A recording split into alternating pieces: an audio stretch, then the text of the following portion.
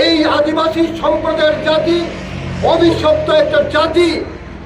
তাদের রোমান স্কিমের কথা বাদ দিয়ে তাদের নিজস্ব ককবরক রাজবাড়িতে বলে না কেউ 184 জন রাজা রাজত্বের মধ্যে কেউ 184 জন ককবরক বলে, ককবরক বলতে পারে না।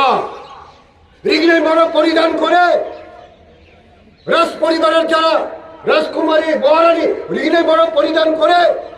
আমি ট্রাইবাল স্টুডেন্ট ফেডারেশন করেছি, যেটা টিএসএফ এর আন্দোলনের ফলে সারা রাজ্যে আমরা স্কুলে রিগনের মর পরিধান করতে পেরেছি। দুর্ভাগ্য এর জন্য বলি আমি, এটা অভিশপ্ত একটা জাতি। এই অভিশপ্ত জাতি তাদের ককবরক বলতে বলে না এই রাজপ্রসাদে, এবং রিগনের মর পরিধান করে না। যিনি আজকে তীব্রমতার সুপ্রিমো, তিনিও ককবরক বলতে পারেন না। দুর্ভাগ্যের বিষয়, আমাকে বলতে হয় কেরালা থেকে একজন পাদ্রী আছে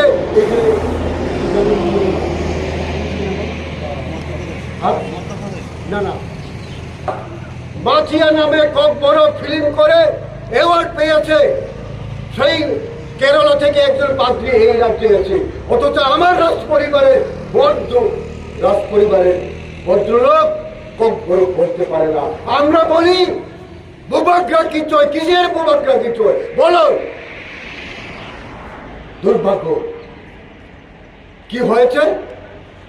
चलो बरताए बोला था, लेकिन क्या वो हुआ भी? चलो थोकाए कौन बोला था? महाराज प्रद्युत किशोर देव बर्मन चलो थोकाए बोला था, लेकिन वो चलो थोकाए के साथ 2023 के बाद मिनिस्ट्री में चला गया। কতজন মন্ত্রী? একজন হাফ মন্ত্রী আর একজন ফুল মন্ত্রী। এখন রাজ্যে থানচার কথা বলে। হ্যাঁ, আমিও চাই থানচা হোক আদিবাসীদের মধ্যে, থানচা হয়ে কাজ করো উন্নয়নের জন্য, জাতীয় উপজাতি সম্প্রদায়ের সম্প্রীতির জন্য থানচা হয়ে কাজ করো, আমি চাই। কিছু থানচা কোথায়?